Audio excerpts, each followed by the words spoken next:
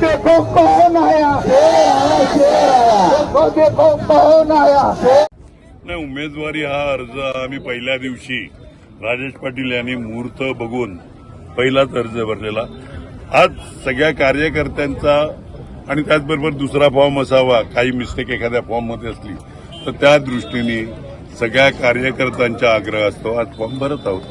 बाकी विजयावर शिक्कामोर्तब करणारी रॅली आहे. महाविकास आघाडी आणि महायुतीचं आव्हान कसं असणार आहे आपल्यासमोर?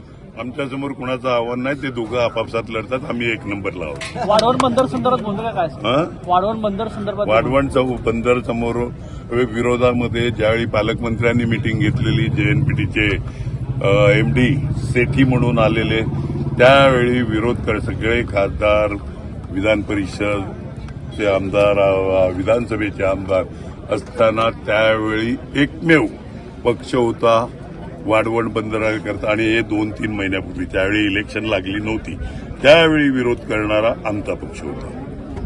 आपण एकूणच बघितलं तर खासदार गावित यांचं तिकीट कापल्याने त्यांच्यामध्ये नाराजी पाहायला मिळते. राजेश पाटील कारणीभूत आहे. राजेश पाटील कारणीभूत आहे. कारण का काही लोकांचे सर्वे वारंवार चालू असतात. राजेश पाटीलच्या समोर कोणाचा टिकाव लागणार नाही हे माहीत असल्यामुळे तिकीट कट झालं. बाकी कार्य कर्तृत्व तुम्हाला माहीत आहे, त्याच्यावर मी बोलत नाही. थँक्यू.